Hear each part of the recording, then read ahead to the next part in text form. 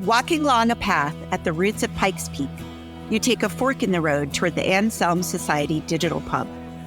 Inside is a raucous conversation on the arts, faith, and is this the apocalypse? Maybe? In the corner table by the fire are three people. One of them is reminding everyone that even if it is the end of the world, Michael Stipe feels fine. That's me, your co-host, Mandy Houck. Welcome to Believe to See, a podcast of the Anselm Society Arts Guild. Here at Believe to See, we explore the relationship between faith, art, and storytelling. Our goal is to connect the great story, the great stories, and our own stories so that we can better understand what it means to live with a Christian imagination. So welcome. Today, I'm crossing the line over into giddy because I get to interview one of my favorite current authors, and her name is Karen Swallow Prior. Welcome, Karen. Hello. Hello. It's so good to be speaking with you. Yes, it's wonderful to speak with you. We did have you on the pod several months ago, maybe a year ago, for your, I believe at the time you had just released Scarlet Letter for your series of study guides, or what's the proper name for that? I have one. Is it the study guide to the Guide to the Classics? Guide to the Classics, exactly. And I love those. And how many of those came out? 6, right? Yeah, the series has 6 volumes of classics that includes the text and my introductions and notes and discussion questions. Yes, I love that. I used to teach literature, and I'm so bummed that those didn't exist back then, but I guess you got to them when they came to you. So no time machine allowed. So, but you also wrote your other book, not your other book, your only other book, but another book you wrote that I believe preceded those was On Reading Well, which is another one that I wish I had had when I was teaching literature. And your most recent book that is fresh off the presses that I adore is The Evangelical Imagination.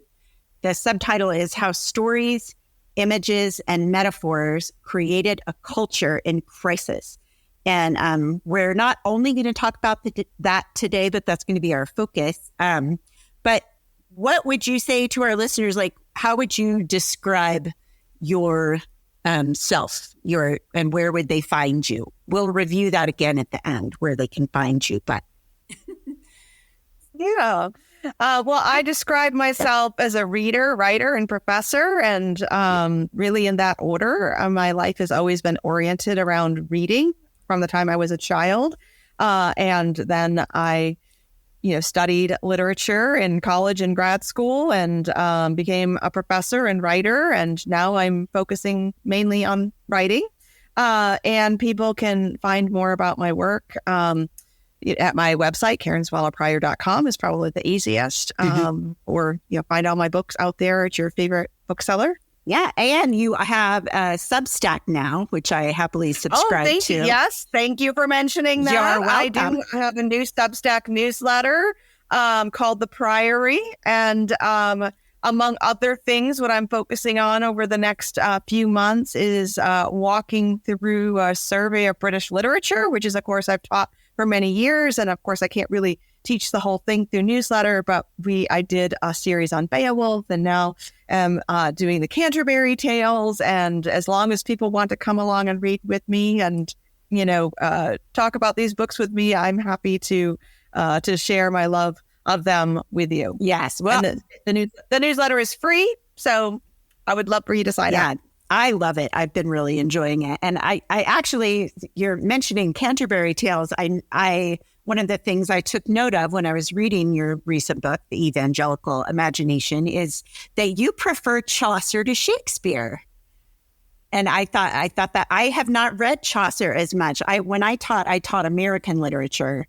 So I'm the Flannery O'Connor, John Steinbeck, Mark Twain. And of course I've read British literature, but I need to read the Canterbury Tales for sure. I believe I will read along with you. So So diving into the evangelical imagination, I am a etymology geek. I really like to look into words, breaking down the words. And when I first picked up this book, that's what I thought. I thought it was kind of going to be an etymology, but it's actually deeper than that. And I was an expression that when I was trying to describe the book to my husband, I was thinking it's sort of like literary anthropology. And I don't even know if that's a thing, but do you think that's a fair description? I actually think that's a really good way of describing it. Now, I cover other forms of art and culture, so maybe more broadly cultural anthropology, but I do focus primarily on my area of expertise, which is literature. So kind of studying the 300 years of evangelical history through literature, and not just the literature of or by evangelicals, but the literature that was so much part of the culture that evangelicalism developed and was influenced by. Right. So, right. Yeah, that's a great term. Oh, good. Yay. Yeah. And I noticed that I think, okay, so a little bit of my history to understand where I'm coming from. I was raised Methodist and Presbyterian, so fairly liturgical. But then when I went to college, in the whole campus ministry stuff, typically you're not going to have a Presbyterian campus minister. So I ended up in the evangelical spaces once I went to college. And what really fascinated me with your book is all of these terms that are just unexamined, and we just sort of accept them and don't really dig into them like you have in this book, and ask ourselves, what do we mean when we say that? How does it define us? How has it formed us? And it's really the reason I made the joke about the apocalypse is because you talk about how really we need an apocalypse, because really apocalypse means uncovering. And that's what the evangelical community, I guess, culture is missing, right? I guess that's what you say in your book. So we need a reckoning is sort of, I felt right. like what you're calling for. So why did you write this book? When did you begin thinking about tackling these topics? Well, the book primarily emerged out of decades of teaching at the college level, teaching evangelical students who had been raised in, an evangelical subculture, I think we would call it. And yes, there were some good aspects of that and some bad, but what I began to see is how much of their understanding of the Christian faith and Christianity itself is more wrapped up in these subcultural trappings, like whether it's, oftentimes just like material goods or CDs or concerts and T-shirts and bracelets and slogans and sayings. And not that there's anything wrong with those. We are creatures of culture. God designed us that way. But if those things replace the real thing, if they become the sign instead of the signifier, so to speak, then the essence of the faith, the root of it, can easily get lost. And I saw my students struggling with that. And I saw them struggling with even harder things, especially studying Victorian literature together. I talk about this a little bit in the introduction, but we would study Victorian literature, and the Victorian age was very much formed by evangelicalism, for good and for bad. A lot of the social reforms that came about were because of evangelicals' emphasis on the value and dignity of each human person. And so that was good. The emphasis on family and marriage was good. But then combine that with the Industrial Revolution and other political and sociological things going on. And all of a sudden, the faith kind of got twisted up around these other ideals, like the double standard, the double sexual standard for men and women, and the placement of women in the home in the separate sphere and placing her on a pedestal like an angel. Those were really distortions of the faith, I think. But my students, when we were studying this Victorian period of the 19th century, would often comment that they were raised with some of these ideas. So we would just stop and say, okay, well, let's talk about this. And let's think about which aspect of this idea is biblical and which aspect is just cultural. And that really was the beginning of the book. Right. And it's so timely right now because so many times when people use a specific word, whether it be on social media or in conversation, I have this impulse to say, can you define that term? Like, what do you mean by that term? Because I don't, like we said before, I feel like we're unexamined. We're not really asking ourselves what we mean. And that's in large part what you do in your book. Like, I want to read some of your subtitles. Your subtitles alone are delightful. So like some of the words that, or the concepts, I suppose, that you address are made in his image, awakening, conversion. Conversion was a big one for me. I'm going to circle back. Testimony, improvement. So people can pick up the book. I'm not just going to sit here and read all the subtitles, but in particular, conversion, because as I said, being on the college campus, I'm sure you can, it wouldn't surprise you to know I was approached by Southern Baptists. So I ended up being in leadership in the Southern Baptist Convention or Southern Baptist students on my college campus in Southern California. So that was, the dichotomy.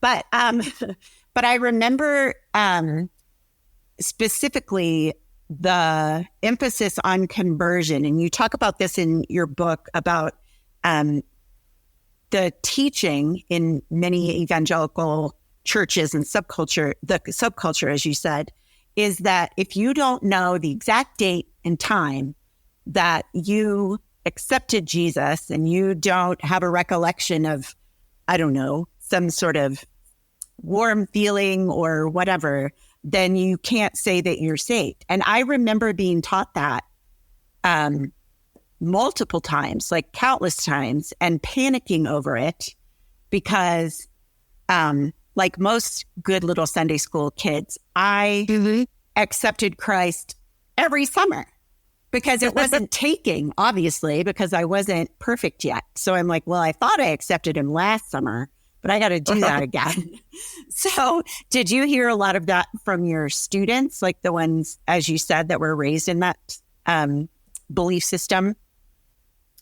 Well, I think that we've kind of corrected that error in recent times. I mean, so I actually had more of an experience, not exactly like yours, but just because I did accept Jesus when I was so small that I don't remember when it was. I never doubted that I did because from that time on, I remember praying to him all the time. And I remember being baptized at 7 years old. So I never doubted that I had accepted him. I just didn't wasn't old enough to write it down or remember it. And so, so I can't point to that day, that time, that hour. And that emphasis still was there. And I think it still has been there.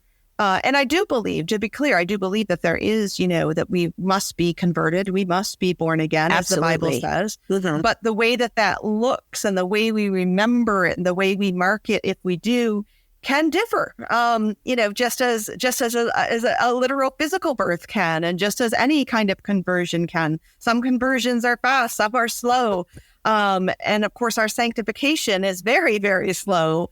And so it can be hard to separate out, that initial moment versus the growth that comes that we can more easily remember and mark. Right. And so the chapter after conversion is on testimony, which I think follows obviously logically, because if you don't have a dramatic conversion story, then your testimony is sort of flat. Right. And you mentioned in the book having testimony envy. I so related to that because I was only 8 years old when I first accepted Jesus. And I don't know, like I was jealous of these people who'd been in jail because they had a cooler testimony. So you said you feel like in the past in recent past, we've corrected somewhat the conversion concept. Has a correction on the emphasis on testimony followed that, or are we still sort of stuck worshiping the dramatic testimony? Again, I think that we find different, emphases in different communities, even within evangelicalism. And so my point wasn't to say this is where we are now. My point is to say we need to examine this tendency and this emphasis and understand what's right and good about it and correct what's bad, because we can find it manifesting in various ways and various communities. And so because it can be an underlying assumption that we don't examine, that's how it can kind of spin out of control. We may not realize that we do find the more, just in being human, we find the more exciting stories, the more dramatic stories, we find them more exciting and interesting. That's just part of human nature. So we have to take that natural tendency and think about it in terms of our faith testimonies and understand that, no, the most dramatic testimony is the one that we all share, and that is that I was dead and in Christ I'm alive. You can't get more dramatic than that. And so the other human parts of the story are someone who has a dramatic testimony that, it is wonderful that God saves that person, and the young child who has never, strayed very far, that for that person to be saved in Christ is also wonderful.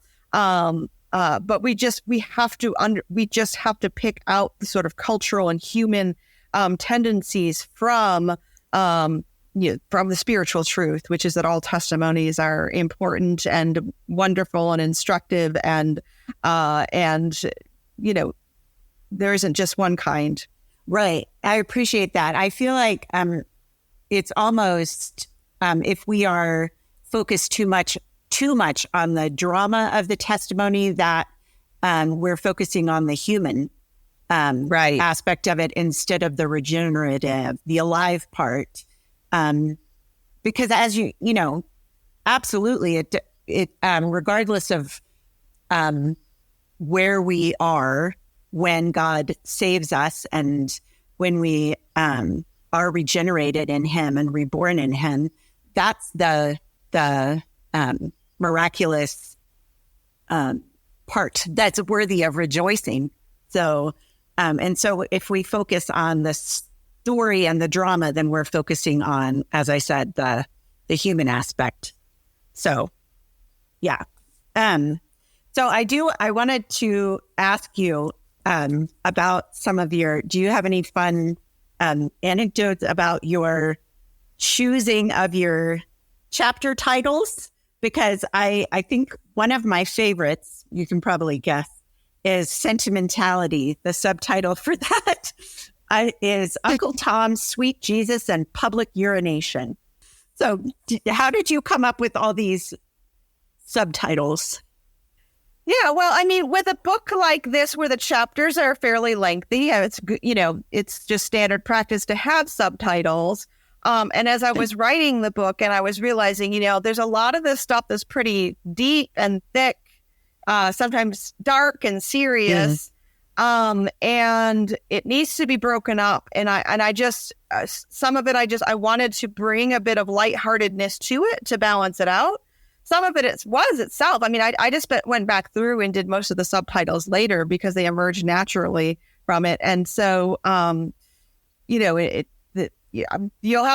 just say you'll have to read the book to find out why I use the phrase public urination. Yes. I'll put a little teaser out there. But sometimes I quote songs, popular songs or images, or even Mr. Ed gets in, the talking horse gets in one of the subtitles. Yep. So there was the lightness of the humor I wanted to add, but also I'm trying to demonstrate that this is how a social imaginary works.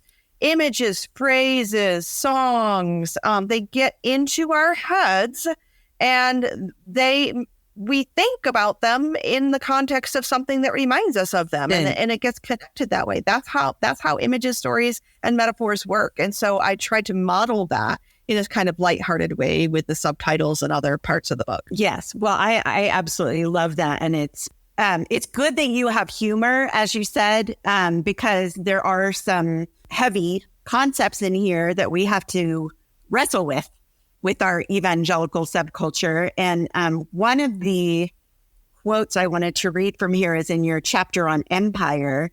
And here's what you say, quote, "To be a product of a subculture, to inherit unthinkingly, uncritically, and assumingly all its images, metaphors, and stories is to plagiarize a faith," unquote. Could you speak a little more on that?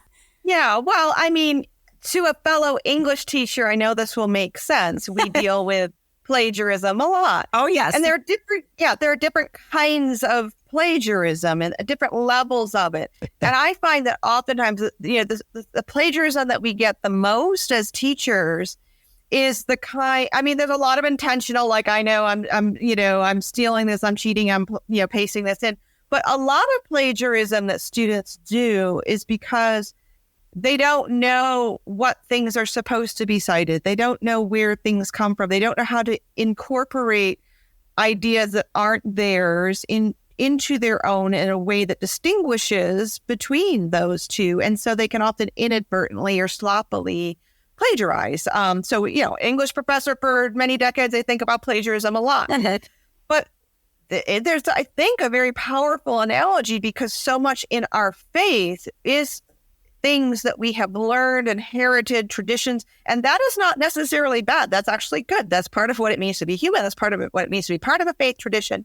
Yet at the same time, if we don't stop and say to ourselves, this is something that I believe, or this, I am not sure that I understand this. If we aren't doing that sort of self-conscious intentional process, and we just assume that everything everyone else tells us is true, and we just accept it, then we set ourselves up for the thing that we see going on all around us, which is deconstruction, right? Someone suddenly waking up one day and saying, wait a minute, just because so-and-so told me this, or I've heard this my whole life, that doesn't mean I actually believe it. So a plagiarized faith is one that we just blindly accept without making it our own in an honest and true way. Right.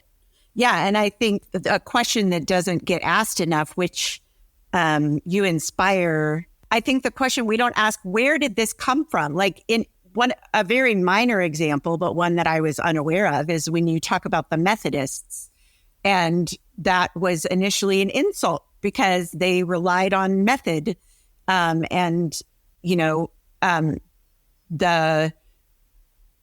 is how they worked on their faith or worked out their faith, was through methods. And so the fact that used to be an insult, lowercase m, and was adopted so thoroughly that it's a capital M denomination now. And at 54 years old, even though when I was a child in Pennsylvania, we went to a Methodist church, I had never, until I read it in your book, stopped to wonder where that word came from. And I mean, that's a simple example, but I think that's the kind of work that people who pick up this book, which they should as soon as possible, that's the kind of thing they're going to encounter in this book that's so valuable is, now, wait a second, why do we believe that? And is that really from the Bible, as you said? And how much of this is diluted or slanted based on being a Western culture and specifically an American culture? So that's a great, I mean, I love that you shared that story because that is a perfect example of what I'm talking about. And all love to the Methodists. I have nothing against the Methodists. Right. But it's just a great, like, we don't even stop and say, why are the Methodists called the Methodists? Right. And then when you do, you look at the history and you figure it out. Why are Southern Baptists called Southern? I mean, I didn't think about that for a really long time. I actually don't know. Yeah. Do you have an answer? I mean, because they formed over the defense of slavery. Oh, yes, of course. Yeah, right. Yes. So, I mean, yeah. So, right. Yeah. It's kind of obvious, but it's something if you grow up with the term and you just don't really, I grew up in the North, so I didn't think about it being around the Civil War. I thought about it being about geography, which of course, is. It is, but also, right. You're right. Right. Even Protestant. I mean, I'm embarrassed. Sure. I knew that, I would say, within the last 10 years, maybe. But Sure, I mean, it still took me way too long to think, protest. Yes. But I think it's such a welcome invitation, even though this book is really, in some places, pretty hard-hitting and convicting. The way in which you write it, which goes back to including the humor, it's more of an invitation, like, hey, let's do this together. And let's go through the apocalypse together and reveal to ourselves what we are conveying when we call ourselves a Christian, but we add all these other terms and cultural habits and call that Christian. So, and even Christian is an interesting word because the first followers of Christ didn't call themselves Christians. Right. They called themselves followers of the way. Right. Followers of the way. And again, it's not just that, you and I, we both love words, and there's no avoiding words developing and labels attaching. And we, that's part of what it means to be human. We are made in the image of the Word with a capital W. So we use words. But again, we should examine sort of how those words and labels came about, what they offer us, what they leave out. And that gives us a more complete and whole understanding of ourselves and our history. Right. So so one of the things, the reason I thought of the word anthropology as I was reading this is because you examine the terms and ask us to examine them with you, and not just terms. I think I'm stuck on the words because I am a word geek, but of course, all of those terms are fleshed out through art and poor Thomas Kincaid. Anyway, but I'm really interested in how this progression that you've shown impacts the stories we tell ourselves, which we've been touching on that a little bit. But I just want to, so collectively and individually, we tell ourselves these stories, and then we don't examine them. And we just sort of accept that as our identity. And what's interesting to me is, and I know we have been on Twitter, I am no longer, but the so delightfully overused 2-word phrase, clear reading. So the clear reading of Scripture. And what do you have to say about how often, let's say, when you run into the term clear reading, to me, I have found it has been a sign of someone who, ironically, is very much not employing a clear reading. What would you say about that? Yeah, I mean, I think I apply what I know about reading literature well to reading the Bible well. And so there is a literal level of meaning to all words. So when I'm teaching, a short story, say by Flannery O'Connor or William Faulkner or something, I work with my students. They so often skip the literal meaning of the word. So if they don't even understand, so that if they don't look up a word that they don't know, then they can't even know what the story is literally saying. So, and especially with poetry, this is even more so. They want to skip right away to the symbols and the meaning and not even know what the literal word means. And so I think we have to read, sort of get as much as we can from the literal meaning of the text, and then understand it in context, and dig in and know what the deeper levels of meaning are and how that can best be understood within the context of the entire work. So it's not just about literal meaning or symbolic meaning or applied meaning. I mean, it takes good readers have to understand a text, including the Bible, on all of those levels. Mm-hmm. And so it's all of them, but we tend to, as sort of polarized people, focus on one or the other. And I think it's not either or, it's both and. Right. And I mean, the word context, I think it seems to me that oftentimes the people who lean on that term, clear reading, what they're missing is they're not doing a clear reading of the history of the evangelical movement, which you have done. And I even if you want to go to gender inequality, like so often when someone gets deep in the weeds about how women are supposed to be in the home and some of the things they say, you can tell they think that these phrases they use came from the Bible, when really, I mean, I've always thought they're describing 1950s America, but through your book, they're also describing Victorian era. That's what they're talking about. I mean, for women to not have to be out there milking the cows and plowing, that is only because of the economic situation changing, right? So, so when the emphasis is on a quote unquote clear reading of what the Bible says, it seems they're not really taking into account their own, what they're placing on those words because of the culture they've been raised in. Right. Right. And we're all prey to that. Right. I mean, when I hear people talking about the Proverbs 31 woman, for example, right. I have to stop, often and say, okay, wait a minute. What they're saying is not really based on what Proverbs 31 says. Let's go back to Proverbs 31. It's a culture, it's cultural ideas with the Proverbs 31 label attached. But if you go back to the text itself and read what it says, we have a woman who does not fit the 1950s stereotype or the Victorian stereotype. Right. And I think that's the key, is being willing to ask ourselves. It's not so much like pointing the finger at those who have a traditional interpretation versus those who have a progressive or a deconstructive interpretation. It's really being honest with ourselves and asking ourselves where we got, from whence did that idea come into my mind? Exactly. Yeah.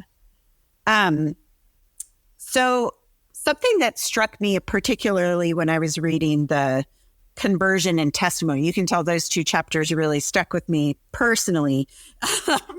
I was struck by just recalling how I felt when I was trying to write my testimony, because we were actually assigned that in my Southern Baptist little student group. We were told to write our testimonies, and then we shared them with the person who was discipling us. And we had to get it down to a certain length so we could easily share it, on the beach or wherever. And I vividly remember crunching the words and trying to make them more dramatic and almost trying to emphasize how bad I was before I really understood who Jesus was. And so it struck me that the attitude I was having to the quote unquote before Mandy, the before version, was really one of disdain. I almost wanted to play up how terrible I was. Little 7-year-old Mandy before she became a Christian. And so what struck me and made me stop and put the book down for a minute and think about it is it's almost as if I misunderstood the Imago Dei. And it's almost like my attitude was that I took on the Imago Dei after conversion. And what followed from that in my thought process is that why there is so much disdain for the other in public discourse, political discourse, when on Twitter, someone will just discard the atheist or the unbeliever out of hand and treat them terribly. It strikes me that as a culture, we tend to only apply the Imago Dei to the after, to the person who's converted. And it's impacting the way we treat whole groups of people. Does that sound like I'm on the right track at all? That's really insightful. I don't think I would hope no evangelical would sit down and say, oh, no, we're not made in the image of God until after conversion. That's, they would never affirm that consciously. But I think the way you're connecting how we tend to treat our conversions and our testimonies implicitly encourages us to disdain, reject, disrespect the person before. Right. Yeah. Whether it's ourselves or even more other people. I think that's very, very insightful. And I hadn't thought of that before. But yes, this emphasis on the drama of the conversion and the testimony does have implications for how we view people in the before state. Well, I feel like you said it because I got it from your book. So it was implicit. I think you nuanced it a little bit. Okay, well, good. Yeah, and I think that's so dangerous. And going back to plagiarizing a faith, if that's the way we're treating one another, well, not one another. And that's the problem. We other as a verb. When we treat the other as less than, that explains a lot about the divisiveness and hatred even, which is not supposed to be a mark of follower of the way, right? What do you think about the future? What do you, so you've documented this progression. You've called into question the progression. You've invited your readers to examine themselves and the subculture that we exist in, the water the fish is swimming in, so to speak.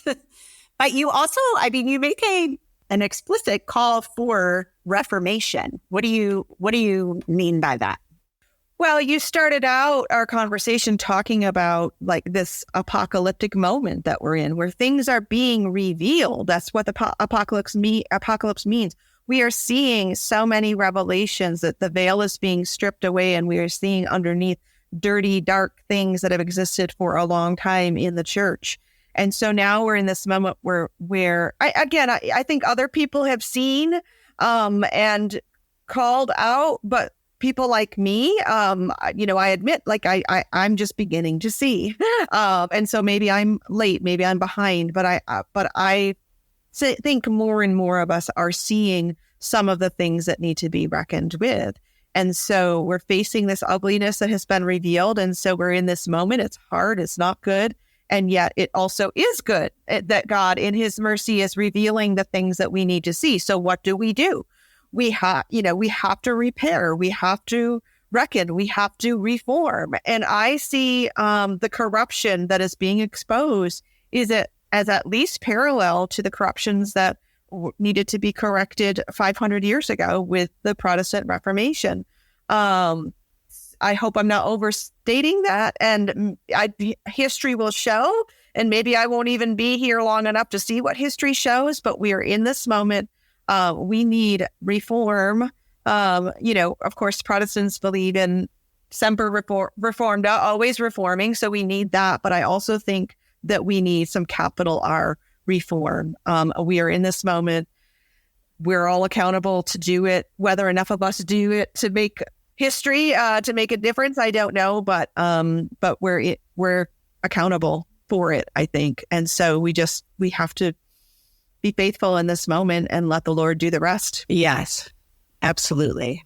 Well, I had another little thing I was going to say, but I like how you just ended that right there. Let the Lord do the rest. Because I think we can get so wrapped up in the frustration of what we're looking at that I think when I feel that frustration, I'm learning not to speak, but to stop and be still and cease striving. And none of this is surprising the Lord. None of it. So we might be shocked and appalled, and he might be appalled, I don't know, but he's not surprised. So really quick, again, let's tell our listeners where they can find you, the Substack in particular. Yes. So quick introduction to my stuff you can find on my website, karenswallerprior.com, all one word.